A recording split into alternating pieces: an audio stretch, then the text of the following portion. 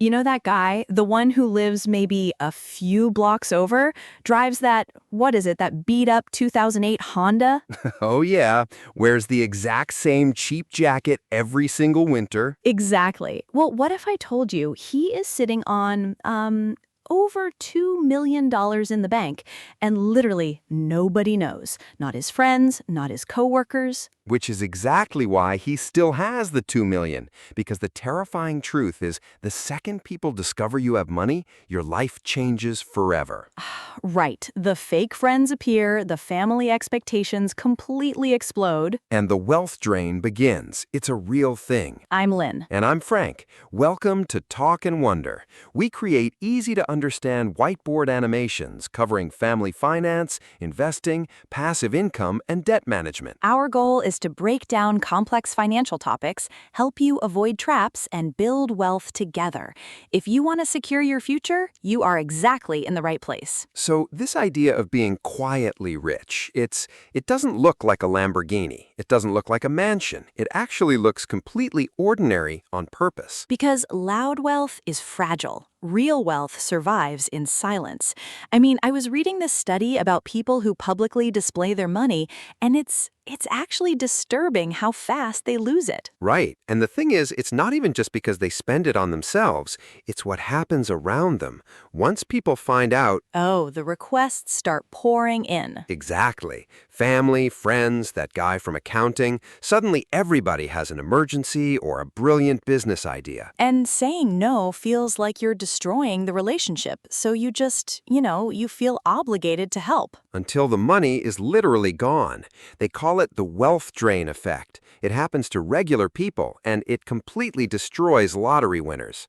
The number is, wait, let me get this right. It's 70%. Wait, 70%? Yeah, 70% of lottery winners go completely broke within 5 years.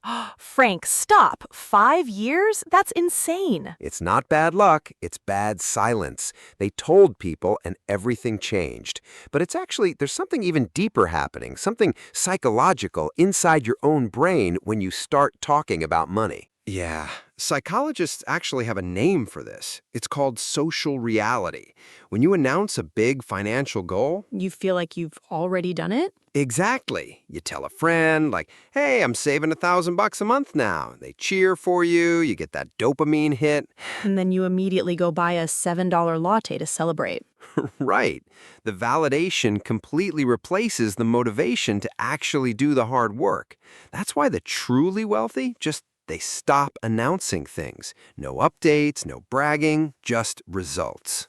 Which is so hard today because we're constantly pushed into this, well, it's basically the almost rich trap. The almost rich trap. God, that destroys more family futures than actual poverty ever did. I mean, we literally almost fell into this. Remember a few years ago when our income bumped up and we immediately started looking at, what was it, that ridiculous luxury SUV?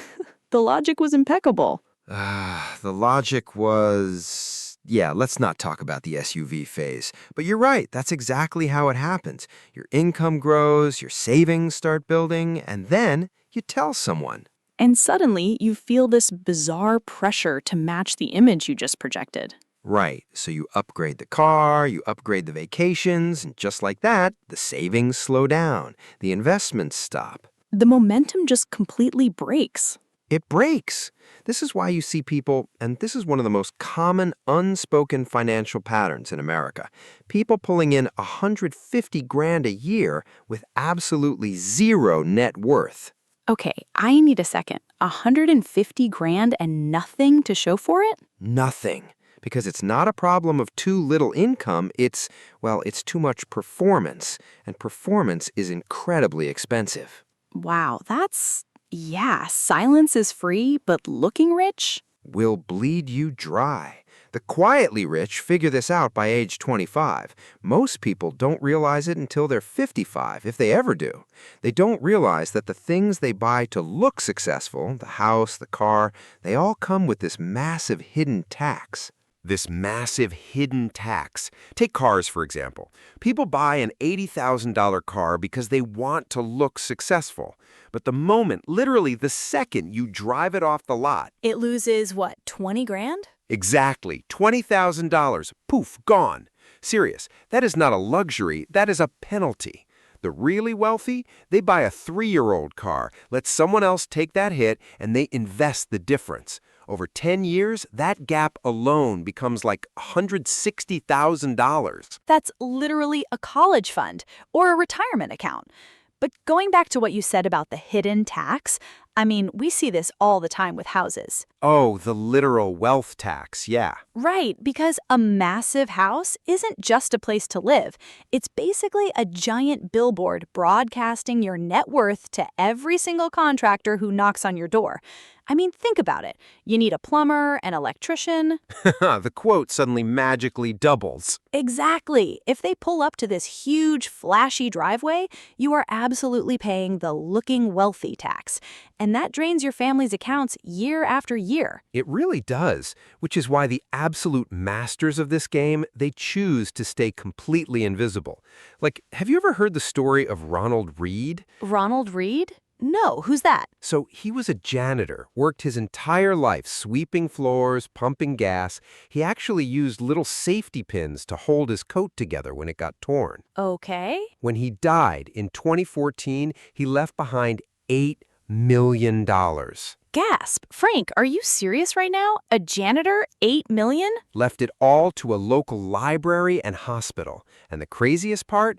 Not his neighbors, not his coworkers, literally not even his closest friends had any idea. He is the invisible, unstoppable example of stealth wealth. God, could you actually live like that? Just holding on to that secret?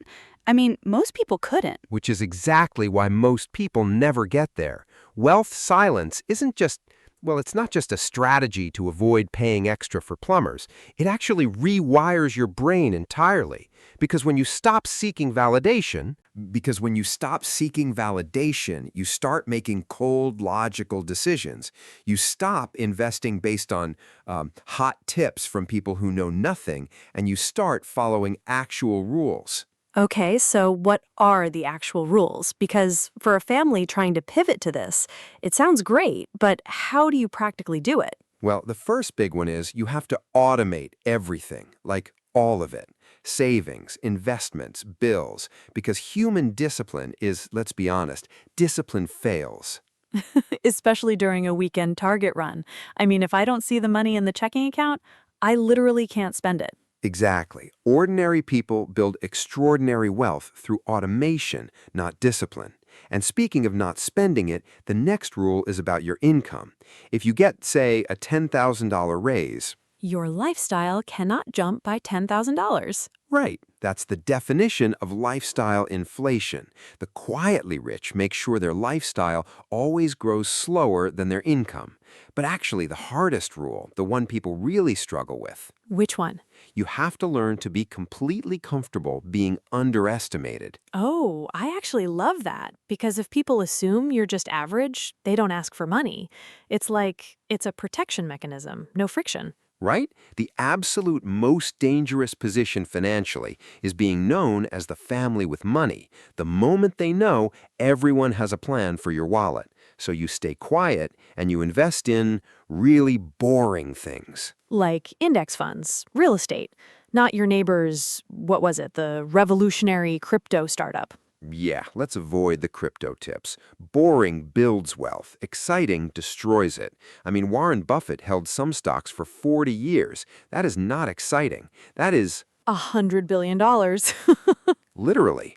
But here's the catch. You can set up the automation, you can buy the boring investments, all of it. But none of it works if you don't control your environment. Because eventually, your environment just outlasts your willpower. exactly. If everyone around you is spending recklessly, you will too, which is why the quietly rich are extremely deliberate about who they spend time with. Not in a snobby way, just strategically. You know, this brings up what it actually feels like on the other side, when you've built it and nobody knows.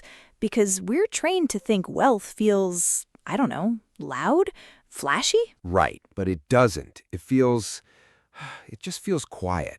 You wake up and your first thought isn't, how do I pay this bill? It's, what do I actually want to do today? That shift from scarcity to freedom. That is the actual goal, not the number in the bank account, because having quiet money gives you the single most powerful word in the English language. No. No. You can say no without fear. No to bad deals, no to toxic people, no to things that just don't serve your family. That is what actual financial freedom is. It's not private jets, it's just the power to say no. And the beautiful part is, nobody needs to know you have it. I mean, the person standing next to you at work probably assumes you're exactly like them, stressing over the exact same bills. And you like it that way. It's not arrogance. Let's call it what it is. It's protection. You are protecting everything you quietly built because the world constantly rewards the loud. Ugh, always. Social media, TV culture, everything is screaming, be seen, show them what you have. But wealth rewards the quiet. Always has, always will. And you know what the biggest mistake people make is right after they learn all of this? They go out and preach it to everyone? Literally, they tell everyone what they just learned, and the whole wealth drain cycle just starts over again. You have to keep it for yourself. Let it work quietly. Just like the money. Exactly. And the funny thing is, when you actually start executing this silent strategy in your own family, the way the people around you react when you suddenly stop playing the comparison game.